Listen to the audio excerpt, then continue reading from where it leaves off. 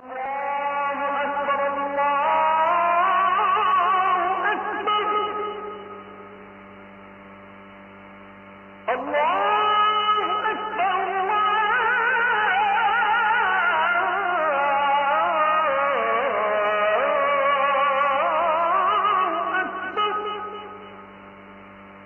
প্রশ্ন, কদরে বিশ্বাস করা, এটা দিয়ে আসলে ঠিক কি বোঝানো হয়?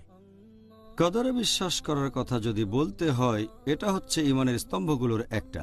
কদরে বিশ্বাস করব, আর এখানে 4টা পয়েন্ট আছে যেটা কদরে বিশ্বাস করার সময় আমরা মেনে চলব। 1 নাম্বার, আল্লাহ তাআলা সব কিছু জানেন। আল্লাহ তাআলা সব কিছু সম্পর্কে জানেন, অতীত, বর্তমান আর ভবিষ্যৎ।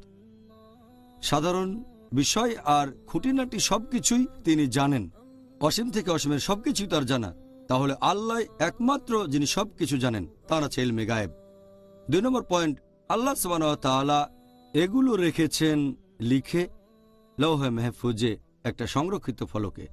আর এই 2টো পয়েন্ট কদর নিয়ে এটা আছে সূরা হজে অধ্যায় নম্বর 22 আয়াত নম্বর 70, যে তুমি কি জানো না আল্লাহ সুবহানাহু ওয়া তাআলা আকাশ ও পৃথিবীতে যা আছে সবই জানেন। নিশ্চয়ই সকলেই আছে একটা কিতাবে, আর তার নিকট এটা সহজ। তাহলে 1 নম্বর, আল্লাহ সবকিছু জানেন। 2 নম্বর, এটা রেকর্ড করা আছে সূরা হজে অধ্যায় নম্বর 22 আয়াত নম্বর 70। সহিহ মুসলিমের একটা হাদিস, খণ্ড নম্বর 4, বুক অফ কদর, হাদিস নাম্বার 6416, যে আল্লাহর রাসূল বলেছেন, আল্লাহ পৃথিবী ও আকাশমণ্ডলী সৃষ্টির 50,000 বছর আগে বিশ্বজগৎ সৃষ্টির নির্দেশ দিয়েছেন। এছাড়াও একটা হাদিস আছে সুন্নান আবু দাউদে, খণ্ড নম্বর 3, হাদিস নাম্বার 4683, যে আল্লাহ সুবহানাহু ওয়া তাআলা প্রথমে সৃষ্টি করলেন একটা কলম, আর সেটাকে বললেন লেখো। কলম উত্তর দিল, হে প্রভু, আমি কি লিখব? তখন আল্লাহ সুবহানাহু ওয়া তাআলা লিখলেন এই কদর, মহাবিশ্বের সবকিছুর, একেবারে শেষ সময় পর্যন্ত, শেষ বিচারের দিন শুরু হওয়ার আগে পর্যন্ত। এ হলো প্রথম 2টো পয়েন্ট। কদর পয়েন্ট নাম্বার 3 হচ্ছে যে যা কিছু ঘটে আল্লাহ সুবহানাহু ওয়া তাআলার ইচ্ছাতেই সেটা হয়, সবকিছু। আল্লাহ পবিত্র কোরআনে বলেছেন সূরা কাসাস অধ্যায় নম্বর 28 আয়াত নম্বর 68, আল্লাহ সুবহানাহু ওয়া তাআলা যা ইচ্ছা করেন তাই সৃষ্টি করেন। এরপর আছে সূরা ইব্রাহিম অধ্যায় নম্বর 14 আয়াত নম্বর 27, যে আল্লাহ যা ইচ্ছা করেন সেটাই করেন। এরপর আরো আছে সূরা বুরুজ অধ্যায় নম্বর 85 আয়াত নম্বর 16, আল্লাহ তাআলা সেটাই করেন যা ইচ্ছা করেন। তাহলে আমরা বুঝতে পারছি যে আল্লাহ সুবহানাহু ওয়া তাআলা যা ইচ্ছা করেন তাই করতে পারেন, তিনি যা ইচ্ছা করেন তাই করেন।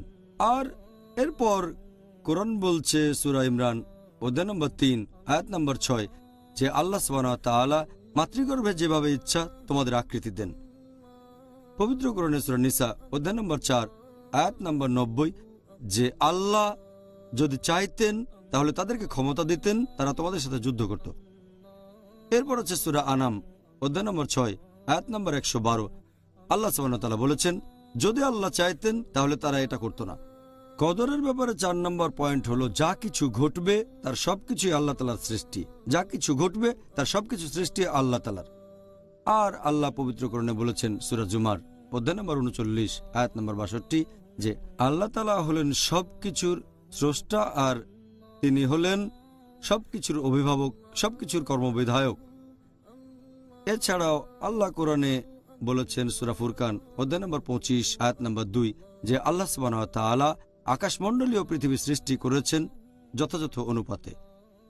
এরপর পবিত্র কোরআনের সূরা সাফফাত অধ্যায় নম্বর 37 আয়াত নম্বর 96, আল্লাহ সৃষ্টি করেছেন তোমাদের আর তোমরা যা কিছু তৈরি করো। এখন সবকিছু সৃষ্টি করেছেন আল্লাহ সুবহানাহু ওয়া তাআলা, এবং এই মহাবিশ্বের সবকিছু তিনি নিয়ন্ত্রণ করেন। তার মানে কিন্তু এই না যে মানুষের স্বাধীন ইচ্ছায় তিনি বাধা দেন। আমাদের স্বাধীন ইচ্ছা আছে। কোরআনের অনেক জায়গায় আর সহিহ হাদিসে এই প্রসঙ্গে বলছে যে আমাদের স্বাধীন ইচ্ছা আছে, শরিয়া এই কথা বলছে, আর আমরাও জানি দৈনন্দিন জীবনে আমরা স্বাধীন ইচ্ছা প্রয়োগ করি। এছাড়াও আল্লাহ পবিত্র কোরআনে বলেছেন সূরা বাকারা অধ্যায় 2 আয়াত নম্বর 223, এখানে স্ত্রী সহবাসের কথা বলছে, যে তোমরা তোমাদের শস্য ক্ষেত্রে গমন করতে পারবে যেভাবে ইচ্ছা, তার মানে স্বাধীন ইচ্ছা।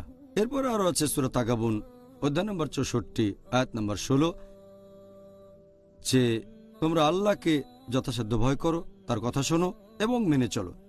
এছাড়া আরও আছে সূরা বাকারা অধ্যায় 2 আয়াত নম্বর 286, যে আল্লাহ সুবহানাহু ওয়া তাআলা কারো উপরেই তার সাধ্যের অতিরিক্ত দায়িত্ব অর্পণ করেন না। ভালো যা কিছু উপার্জন করে সে প্রতিফল তার, আর মন্দ যা করে সে প্রতিফলও তার জন্য। এটার ভিত্তিতে বলা যায় প্রত্যেক মানুষের স্বাধীন ইচ্ছা আছে। আর আমাদের দৈনন্দিন জীবনেও এটা দেখি, যেমন ধরেন আল্লাহ সুবহানাহু ওয়া তাআলা কিছু জিনিস আগে ঠিক করে রেখেছেন। তিনি আগেই ঠিক করে রেখেছেন মৃত্যুর ব্যাপারটা আর জন্মের ব্যাপারটা। এগুলো বাদে সব জায়গায় আল্লাহ স্বাধীন ইচ্ছা দিয়েছেন। আমি চাইলে হাত উপরে তুলতে পারি অথবা হাত নামাতে পারি, আমি চাইলে হাঁটাচলা করতে পারি অথবা বসতে পারি, এটা আমার ইচ্ছা। তবে কিছু জিনিস যেমন ধরেন আমাদের হার্টবিট, এটা চলে আল্লাহ সুবহানাহু ওয়া তাআলার ইচ্ছায়। আমি যদি চাই হার্টবিট বন্ধ করব, সেটা আমি পারবো না। আর শীত লাগলে আমরা ঠান্ডায় কাঁপি, আমি চাইলে কাঁপুনি বন্ধ করতে পারবো না, এটা আল্লাহ সুবহানাহু ওয়া তাআলার ইচ্ছা।